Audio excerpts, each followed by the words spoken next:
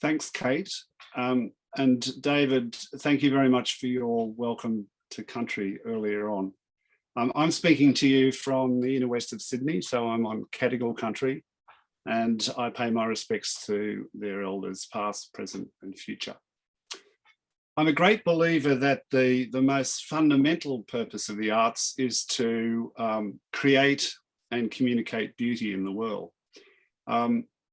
So it might come as a bit of a surprise, as it has to others that I talk about this topic of art, science, environment. But today I'm probably going to focus a bit more on process, and it may even start to sound a little bit mundane. But our own recovery project that has just come to fruition and is going online with its website is a fantastic example of how beauty has been created through processes that bring together artists, scientists, and other collaborators. So I'm going to say a little bit about methodologies. I'm going to talk about the Blue Mountains World Heritage Institute quite generally, and mention the importance of the eco-arts initiatives with the Institute. And at the same time, I'm going to try to present a very basic introduction to the recovery project, knowing that tomorrow there are 3 of the artists from the recovery project talking in the seminar program, and so you can find out a lot more about it. A few words about the Blue Mountains World Heritage Institute. The Institute is partnering in planetary health initiatives, and it's been fantastic to hear earlier today about how they're unfolding. The Institute conducts many programs of scientific and environment-focused research. For example, ecological monitoring, there's a large focus at present on upland swamps, but also the Institute works in cultural heritage, in climate change and tourism, and across education programs that are local and international. It's got a 15-year history of eco-arts programming, and Cheryl Yin-Low is here today and has been a key figure in that. I'm not sure if anyone knows this, but back in 2004, I think Cheryl became the first environmental arts officer in Australia. That sounds like a big claim, but I'm pretty sure that's right. And it marks the fact that linking the arts with the environment in a formal sense within, for example, Australia Council policy is not that recent, and it's a surprise that it hasn't gained more traction. But for the Institute, yes, there's been 15 years of works that link the arts to environmental issues and to the scientific research of the Institute. And the current recovery project it represents a turning and a travel along a new pathway into what we hope will be an unfolding program in years to come. As I go through just a few ideas about how the arts work, the images that I'm showing are actually from the recovery project. And I want to acknowledge all the artists who've worked within that project.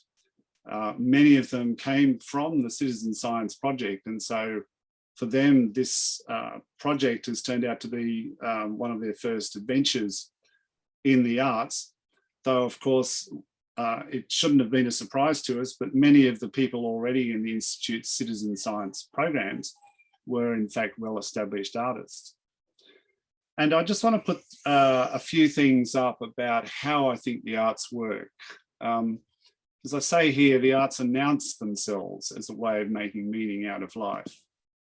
I'm putting it that way because I think the arts is actually better at that than the sciences. Scientists sometimes tend to hide that away, but artists are very good at saying, well, we're here to show how meaning can be made out of life. Reflecting on wants, needs, solving problems, provoking critical debate. And then in terms of process, the arts seem to be a territory where a robust and shared understanding can grow, where ideas can be brought together in a safe space.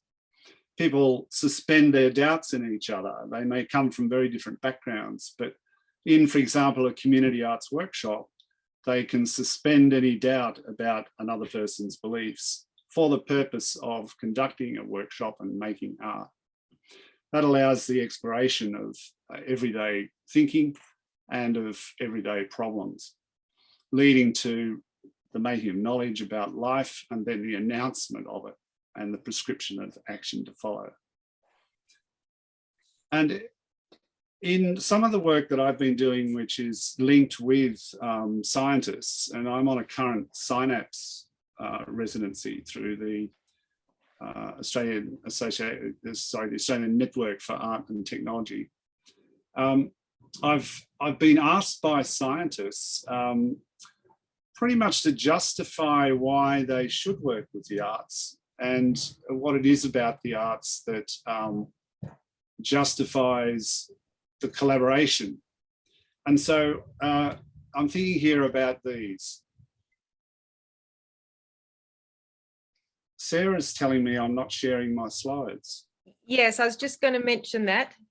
My goodness. We've just lost you. I do apologise, everyone. Let me deal with that straight away, just a moment.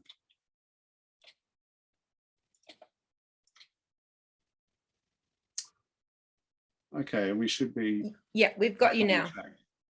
Okay. So I won't go back over, obviously. I've shown one slide before, but I'm talking about some of the things which are evident in the arts that, and I really am having trouble here. They work through observation, they work through processes of theory making, for example, scenario development, developing proposals about artworks, and they evolve through the cycle of workshops and contemplation. And this is all about creating an agreed expression of community understanding. It also leads to problem solving and ultimately to presentation of the arts as a statement of knowledge and of solutions for consideration by all participants, and then for audiences and to be applied in the world. So I'm always thinking about the linkage, and as I've been trying to say, some of the methodology I was just talking about is quite relatable if you're a scientist, and I think there are overlapping and complementary methodologies. And in the study of how and why this works, one way of expressing it is through the field of comparative knowledge systems, looking at how First Nations knowledge, Western science, lay knowledge, and hybrid knowledge are similar but different, and how they can overlap and collaborate. It leads us to an eco-knowledge, which is all about knowing what to do in a situation of great complexity and uncertainty. And then in practical ways, for example, through natural resource management, basing that on the hybrid knowledge that comes from that integration of different types of knowledge. So I'll cut this short and say that the recovery exhibition and the processes of workshopping arts leading up to that exhibition have been a fantastic example, I think, of the linkage between artists and citizen scientists. And I'd encourage everyone to go into that site, which is now public. The website address is there. And it basically brings together the work of 16 or so artists who've been involved closely in the making of art from the project, but represents interactions with a much wider number of participants who are citizen scientists and artists. And given the time, I think I'm going to leave it right there. Thank you.